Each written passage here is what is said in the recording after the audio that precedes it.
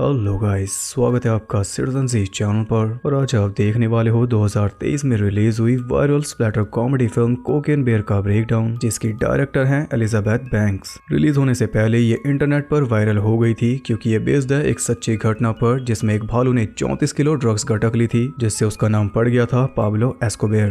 बस इतना ही काफी है मार्केटिंग के लिए। रियल स्टोरी के बारे में मैं आपको एंड में बताऊंगा कुछ इंटरेस्टिंग फैक्ट्स के साथ, जिन्हें जानकर आप भी हैरान होंगे। तो ज्यादा देर ना करते हुए जल्दी से स्टोरी स्टार्ट करते हैं।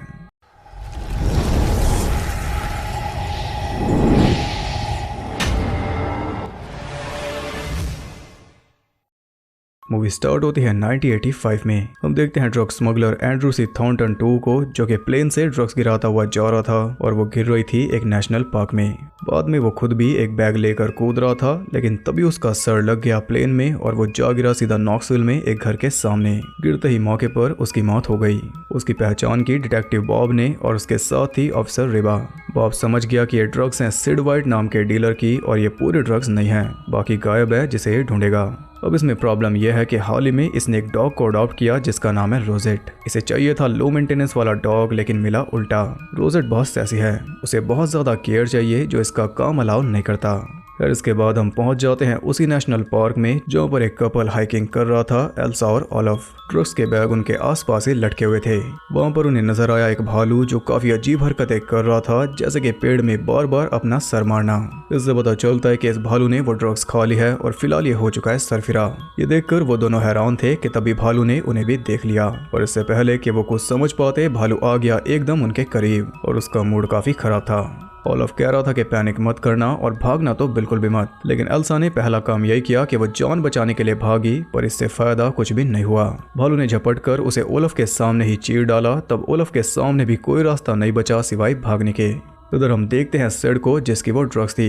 फिलहाल वो अपने पोते गेब को खिला रहा है क्योंकि सिड का बेटा एडी सब कुछ छोड़कर जा चुका है, अपने बेटे को भी। वजह है उसकी वाइफ की डेथ। अब वो गम में डूब चुका है। सिड ने बुलाया अपने वर्कर और एडी के दोस्त डेविड को, ताकि वो एडी को लेकर उस पार्क में जाए ड्रग्स ढूंढने, नहीं तो इसका तगड़ा नुकसान हो जाएगा। तब डेविड पहुंचा एक बार में एडी से मिलने। एडी ने अपनी वाइफ जॉन के नाम का टैटू कराया है, लेकिन बनाने वाले ने जॉन की जगह लिख दिया जॉन। अब इसे डिप्रेशन में जाने से कोई भी नहीं रोक सकता। खैर वहाँ टीवी पर वही न्यूज चल रही थी, तो डेविड ने उसे बता दिया कि अब इन्हें क्या करना है, और ये सब सुन लिया पास में बैठे एक ट्रक ड्राइवर ने। उसने ये जानकारी दे दी बॉब को, इसलिए रोजेट को रेबा के हवाले करके वो चल दिया पा के लिए।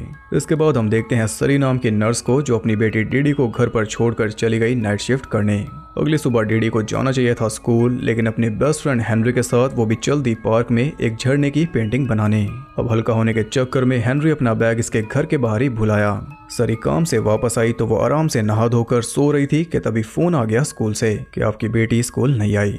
बाहर उसे हेनरी का बैग मिल गया जिसमें सारी जानकारी मौजूद थी। उसमें रखे मैप से वो जान गई कि दोनों गए हैं पार्क में। अब हम आ जाते हैं पार्क के रेंजर स्टेशन में, जहाँ पर मौजूद है रेंजर लिस।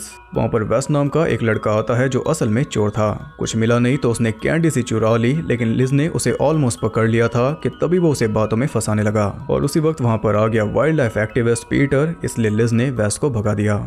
इधर दोनों बच्चे आराम से खा पी रहे थे कि तभी उन्हें मिल गया ड्रग्स का एक पैकेट। और कूल बनने के लिए हेनरी कह रहा था कि ये कोई बड़ी बात नहीं, मैं तो ड्रग्स लेता रहता हूँ। तब डीडी ने बोला तो फिर लेकर दिखा, और ये सुनते ही वो घबरा गया, इसलिए डीडी ने खुद ही पैकेट फाड़ा और वो पूछ रही थी कि इसे ले कैसे। तब हेनरी कहता है कि बस एक चम्मच खा ले और क्या। डीडी ने खाने का ट्राई किया, लेकिन पहले ही सारा उगल दिया। फिर बारी आई हेनरी की, तो उसके साथ भी सेम हुआ। वहाँ पर और भी ड्रग्स पड़ी थी, लेकिन ये पैकेट खाली था। दोनों अपनी मस्ती में मस्त थे कि तभी वहाँ पर आ गया वो भालू, जो उनसे भी ज्यादा मस्त था। उसने खतरनाक छींक मारी तो दोनों डर कर भाग गए।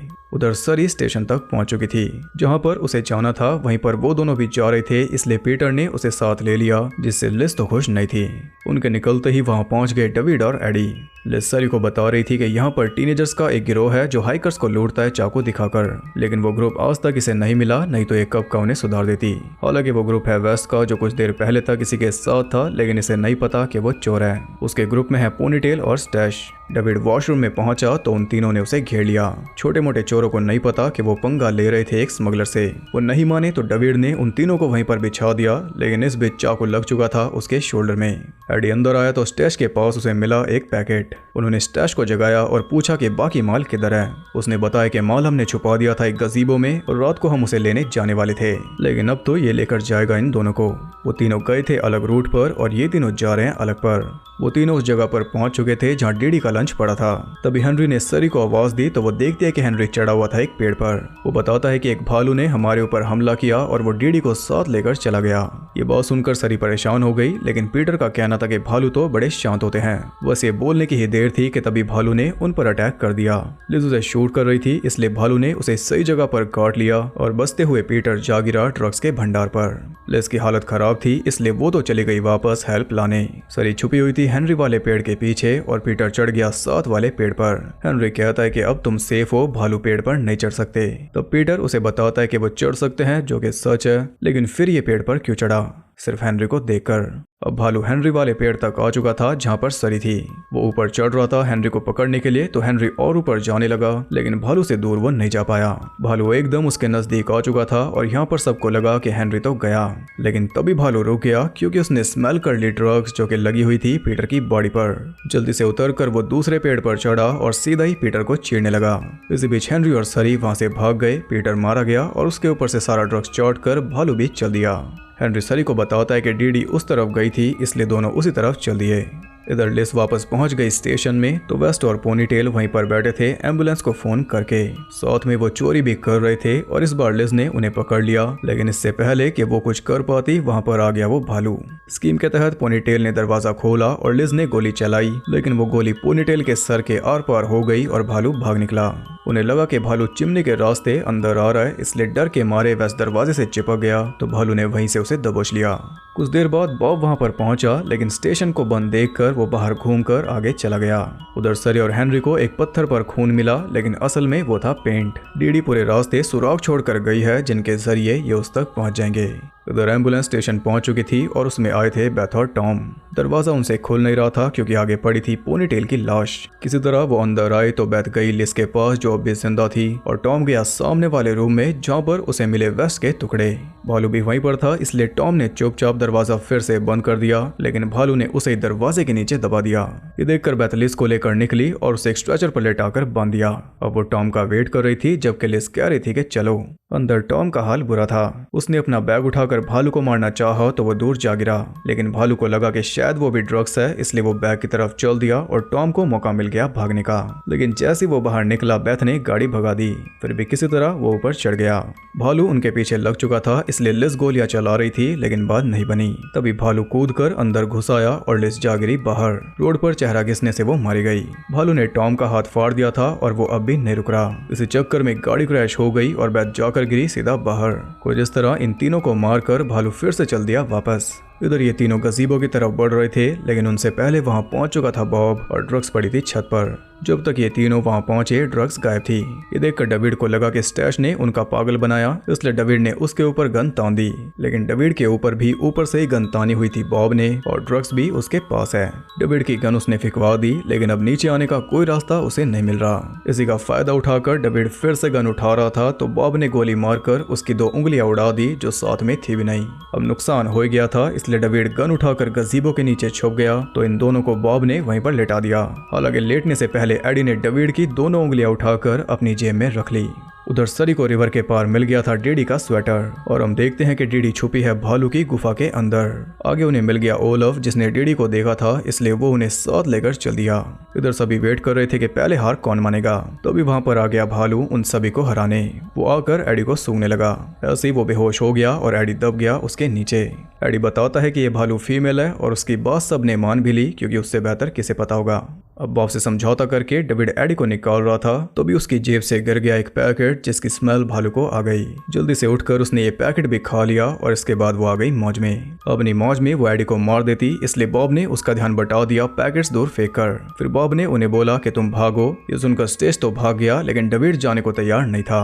अब भी उसे ड्रग्स की पड़ी थी, जबकि एक पुलिस वाला खुद उसे भगा रहा है। वो बॉब को गोली मारने को भी तैयार था, लेकिन उससे पहले गोली मार दी सिड ने। तो बॉब ने पैर मारकर ड्रग्स नीचे गिरा दी, तो भालू फिर से आ गई वापस, इसलिए ये दोनों भागकर पहुंच गए सिड के पास। वो उसे बता देते हैं कि ये भालू उनके ड्रग्स खा चुकी है, लेकिन सिड जानता है कि यहाँ पर और भी ड्रग्स मौजूद है जिसे लिए बिना ये जान नहीं सकता, क्योंकि इसे भी दबाव मिल रहा है ऊपर से। अगर ड्रग्स नहीं पहुंचाई तो वो लोग इसे भी मार देंगे और साथ में इसकी फैमिली को भी, यानी कि एडी और उसके बेटे गेब को।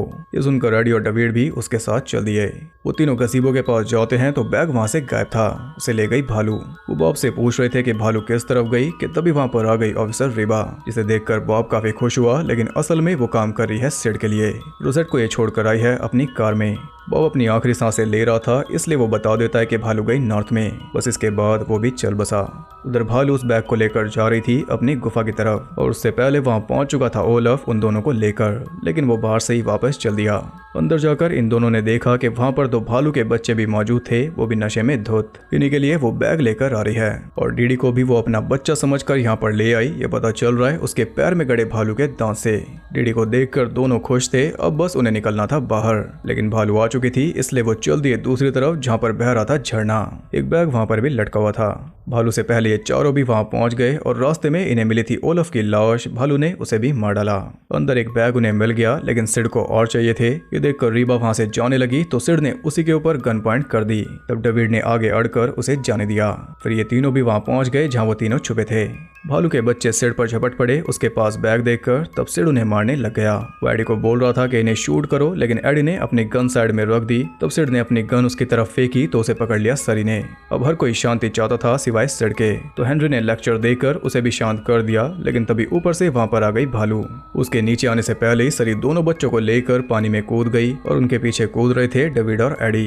इतने में भालू नीचे आ गई तो सिड ने उसे शूट किया एडी की गन से, जिस वजह से डेविड को भी गोली लग गई। हालांकि दोनों पानी में कूद गए और उनके पीछे भालू भी गिर गई एक चट्टान पर। सिड अब भी बैग उतारने में लगा था। उस चक्कर में एक पैकेट नीचे गिरकर फट गया और सारा ड्रग्स सूंघ लिया भालू ने, जिससे वो जाकर फिर से ऊपर आ गई। उसने सिड का पेट चीरकर उसे नीचे खींच लिया और बाकी काम कर दिया उसके बच्चों ने। फिर सिड को नीचे फेंक कर बैग हो गया उनका। नीचे डेविड को सरी ने बचा लिया और कुछ इस तरह ये सब बचकर निकल गए। एडी और सरी के बीच में कुछ तो चल रहा है। खैर रीबा ने रोसेट को थमा दिया एडी के हाथों में, और उसे पाकर वो काफी खुश था। सभी हैप्पीली अपने अपने रास्ते चल दिए, और भालू फैमिली भी हैप्पी थी ड्रग्स लेकर। लेकिन तभी एक और कपल उन्हें रिकॉर्ड करने लगा, और आगे आप जानते हो कि क्या होगा। यार हम देखते हैं कि एक बैग लेकर स्टेज भी न्यूयॉर्क जा रहा है उसे बेचने। पहले बैग उसने रख दिया भेड़ों के पास, लेकिन फिर जल्दी से उठा भी लिया, क्योंकि वो जानता है कि क्या कुछ हो सकता है। डेविड और एडी गेब के पास पहुंच गए, और रोजेट को देखकर गेब काफी खुश हुआ, लेकिन डेविड को होना पड़ा दुखी, क्योंकि वो उसकी कटी हुई उंगलियां खा गई। इसी के साथ ये मूवी हो गई एंड। तो मूवी बहुत ज़्यादा मज़ेदार है और उतनी ही ज़्यादा गोरी भी, जबकि पहले ऐसा नहीं लगता, लेकिन बीच में ऐसी किल्स आई जो किसी ने सोची नहीं थी। ये एक बड़ी हिट साबित हुई है, इसलिए इसी साल आप ऐसी ढेरों मूवीज देखोगे जिनमें जानवर हाई होकर इंसानों को मारेंगे। चाहे तो अभी लिखवा लो। खैर मूवी में सबसे अच्छी परफॉर्मेंस थी हेनरी की, यानी कि क्रिश्चियन कन्वरी की। अगर आपको इस बच्चे का काम देखना है तो नेटफ्लिक्स पर देखो स्वीट टूथ, जरा भी निराश नहीं होगे। अब बात करते हैं रियल स्टोरी के बारे में, असल में हुआ क्या था। तो बात है 1985 की। एंड्रू सी थॉर्नटन 2, जो कि एक अमेरिकन नार्कोटिक्स ऑफिसर था, वो एक प्लेन में ढेर सारी ड्रग्स लेकर जा रहा था, क्योंकि ऑफिसर के साथ साथ वो एक स्मगलर भी था।